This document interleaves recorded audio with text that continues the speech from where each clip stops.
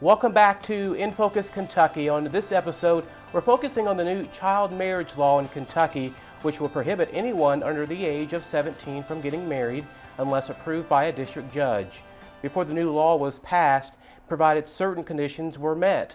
A child could walk down the aisle to marry at any age, and no bride or groom was too young. And joining me now is someone who was deeply affected by the previous law.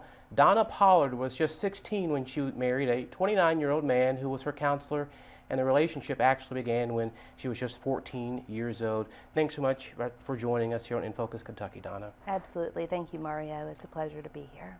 Absolutely, and let's first talk about your upbringing and kind of your journey growing up in the environment that you grew up in. So talk with us about that. Absolutely. Well, when I was born, my mother was at a very advanced age, and her pregnancy with me was both unexpected and unwanted. And so I ended up growing up being very aware of that. She was extremely psychologically, emotionally, and even physically abusive. And then when I was 12 years old, my father was diagnosed with advanced stage lung cancer, and at that point just given 6 months to live. And I was 13 years old when he ended up passing away. And because I did not have any coping skills to be able to deal with the trauma that I had endured growing up from the abuse with my mother, nor the fact that I had to bear witness to him in his very deteriorating state when he was diagnosed with cancer, and then even his passing, I ended up exhibiting very self-destructive behaviors, and that resulted in me being admitted to a behavioral health facility for treatment when I was 14. And that is where I met who I now refer to as my perpetrator. He worked at the facility as a mental health technician, which is basically another term for counselor. He was actually 29 years old at that time, so he was 15 years older than I am.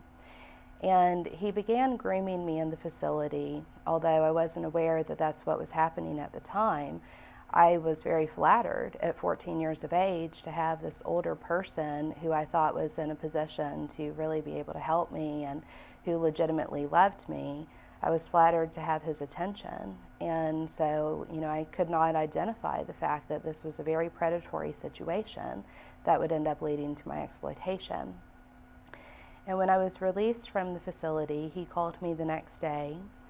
And when I talked to my mother about the fact that he and I wanted to remain in contact and I wanted to be able to date him, she consented to that.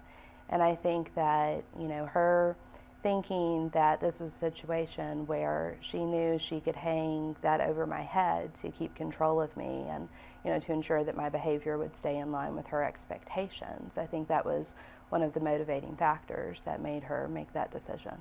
And I know in some of this research, you've been very outspoken about that there was a big difference between parental coercion versus parental consent. So discuss kind of your opinion on both of those types of terms. Right. Well, in speaking with other survivors and looking at the statistics, there have been some very egregious cases in which the age disparity was just enormous between the underage party and the person that this minor was marrying when we collected the data in the state of Kentucky.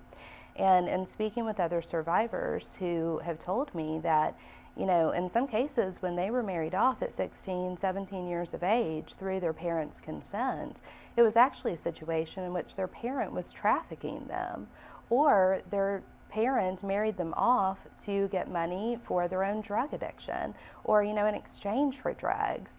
And, there are so many cases in which, and we know by the high, rates of Child Protective Services having to be involved, especially in our state of Kentucky, we know that parents do not always have the best interest of their child in mind. But I do think that it's important to also point out that even families that do have good intentions by their children, they may have lived in a cultural mentality that normalizes that type of behavior, and they may not realize that they are being preyed upon by a perpetrator that enters into their life and expresses that they have the best of intentions for their child. They may actually consider that to be in their best interest, not realizing the harm that will inevitably come. And share with us your mindset, being 16 years old and actually getting married. So kind of take us back to where you were at that time and your reaction to it, looking back at it. Well, at the time, before the wedding actually occurred, I thought that it was going to be like this fairy tale, and I was going to have all of this freedom, and, I was going to be able to put myself through high school. I could complete it while living with my soon-to-be husband, and, I did not consider the fact that my life was going to take a complete turn for the worst. And I started to have that epiphany, honestly, sitting in the court clerk's office when I obtained my marriage license. And, I remember very clearly, my mother was sitting to the right of me, my soon-to-be spouse at that time was sitting to the left, and the clerk didn't even look up from her computer when she said, "Which one is the minor?" And that set off this red flag in me of, something's not right about this. Why does this feel so transactional? I'm about to get married. This should not be something that just seems like, this everyday occurrence of, no acknowledgement whatsoever. And so I wish I had trusted, that intuition at the time, but I did not trust myself. I had been a 14-year-old in major need of services to be able to process the emotions that I was experiencing. And, that help was completely intercepted and taken away by a predator that worked at the facility. So at 16, after being conditioned for 2 years, there's no way that I trusted my own judgment. And so I went through with it. So 14, started dating, 16 married, and then at 18, you had your first child. So again, the experience of just having to deal with these different traumatic situations, reaction, and then reflection looking back on your first child, birth of your first child. Right. So, when my daughter was born, I did not know what I was doing as a mother. And, the things that I felt were very natural, I felt that I should nurse her. I thought breastfeeding was important. And, the things that I would try to do with her, my perpetrator was always very much against, and I was made to feel as though there was no way I was able to take care of her. And, that definitely interfered with my ability to bond with my child, as horrific as it is to say that.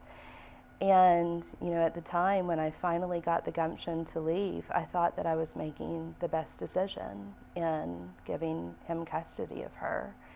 And, I wish now that I knew what I know now. I wish that I knew it then, to be able to recognize that I would have, maybe not at that moment had the strength, but, I certainly could have made other choices. And what's your relationship now with your daughter? She and I do not have any contact at this point. I am extremely hopeful that that will change as she gets older and, is able to process the entire situation. And, I'll tell you very candidly too, that's one of the motivating factors in me being so outspoken about my situation.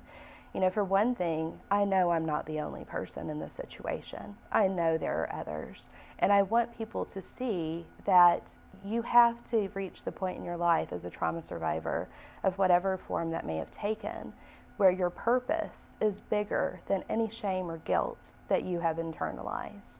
And when you can get to that point, you really can reframe the experience, not just for yourself, but also for so many others, and create that protection, however that takes. And for me, it was in the form of changing the law in the state of Kentucky, and then hopefully in other states as well. And speaking about your outspokenness, you spent a lot of time in Frankfort during the legislative session, and committee meetings, and sharing your journey, sharing your experience. So do you think that your testimony to the legislators literally impacted this now state law?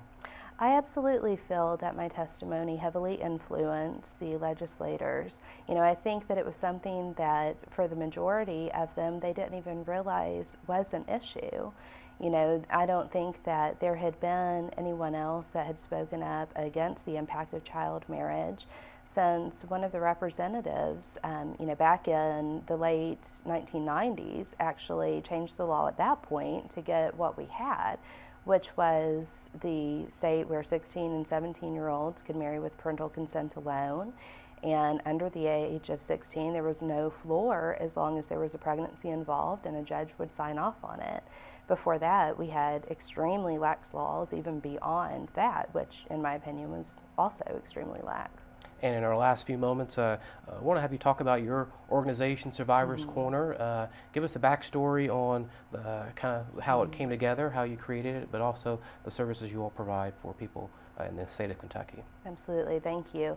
Well, Survivors Corner was something that I found back in January of 2017, and it was born out of the realization that when you start speaking out about your experience, it can be very healing, but also it can be re-triggering and traumatizing.